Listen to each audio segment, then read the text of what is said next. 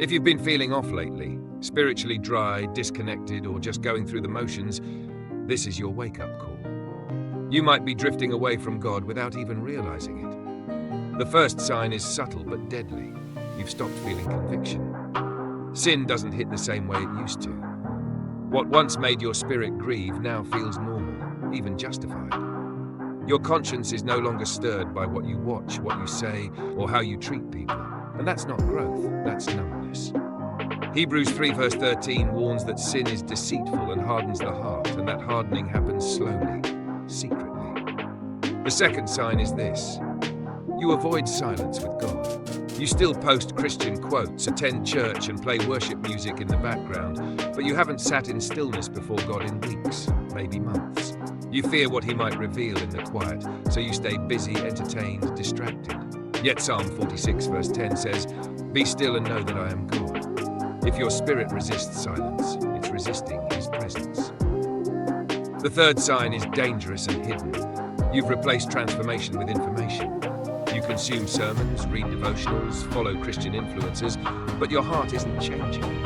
You're spiritually bloated, but not spiritually active. James 1:22 says, "If you hear the word but don't do it, you deceive yourself."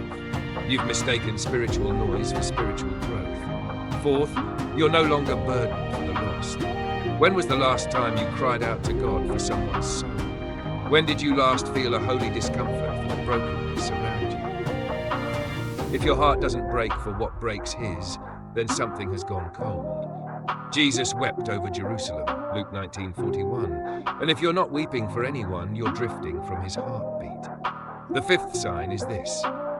You've become more loyal to your routine than to God's voice.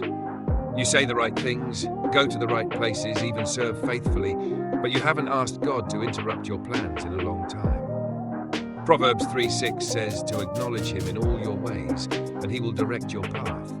But if you're never checking in, who's actually directing your life? The scary part is, spiritual drifting doesn't feel dramatic. It feels comfortable. You'll still call it a season, but deep down you know something's wrong. You're not where you used to be. The fire is dim, the hunger is gone, and you might have learned how to fake it so well that no one notices, except God. The enemy doesn't need to destroy you if he can just distract you. If he can keep you drifting, softly, silently, you'll eventually wake up in a place you never meant to go. Hebrews 2:1 warns us to pay much closer attention to what we have heard, lest we drift away from it. Drifting isn't a sudden fall, it's a slow fade. And the longer you ignore the signs, the harder it becomes to hear His voice. But here's the truth. If you recognize even one of these signs, God is still calling you back. His mercy is shocking, relentless, and real. The same Spirit that raised Jesus from the dead, Romans 8:11, is ready to resurrect your fire, your passion, your intimacy. But He won't force you. You have to want it. So stop scrolling, stop pretending. Ask yourself, when did I stop burning for Him? And more importantly, am I ready to return before I'm too far gone?